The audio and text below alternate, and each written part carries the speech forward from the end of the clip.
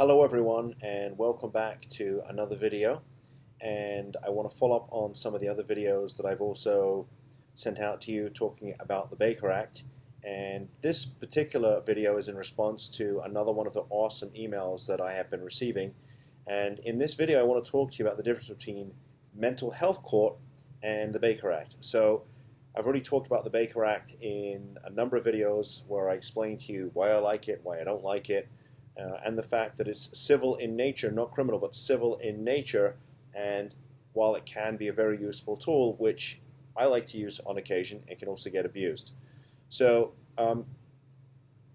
in this video I want to talk to you about really what the difference is between Baker Act and the mental health court, because one of the emails that I received asked a really great question, which is, if I get Baker Acted or a loved one gets Baker Acted, do we have the choice to use mental health court instead of the Baker Act court? And the simple answer to that is no. So way back in the 90s, when I was a very young and somewhat naive prosecutor, one of the things I noticed pretty quickly was that there was sort of this revolving door at the courthouse where the same people were coming back over and over again.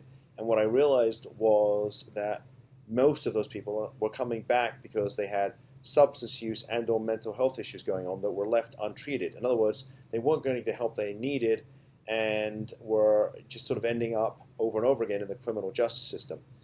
At the same time as that, the whole idea of handling domestic violence cases in a different manner also came to the forefront, pushed largely in response to some of the high-profile cases that were being talked about.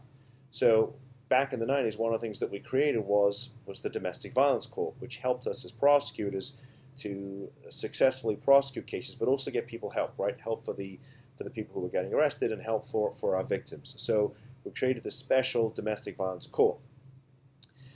Some years later, what we also created was mental health court.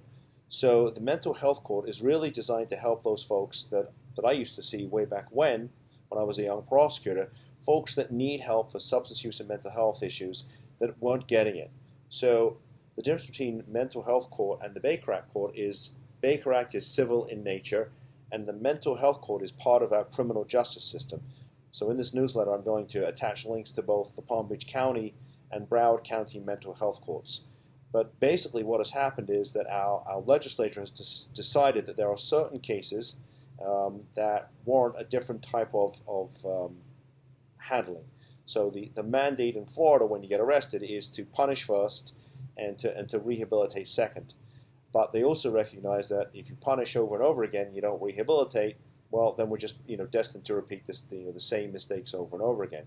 So in Palm Beach and Broward, based on the kind of crime that you commit, and basically if it's a violent crime or you have a significant history, you're probably not going to get the option of going to mental health court. But if it's one of certain enumerated type of offenses, then the judge is going to allow you to participate in mental health court. And the idea of that is that you get the treatment that you need, and once you have successfully completed the treatment protocol, hopefully you didn't get arrested again and get kicked out of mental health court, but once you have you've completed the protocol of mental health court, the idea is that you get the treatment you need, but ultimately so the charges are dropped and hopefully you don't come back again. So I hope that explains the difference. If you have any more questions about anything that we do here at Drug and Alcohol Attorneys, but certainly about the Baker Act, mental health court, I always welcome the comments. And some of you have agreed with me, some of you have disagreed with me. Some of you have made points that actually help me learn something, and I do appreciate that.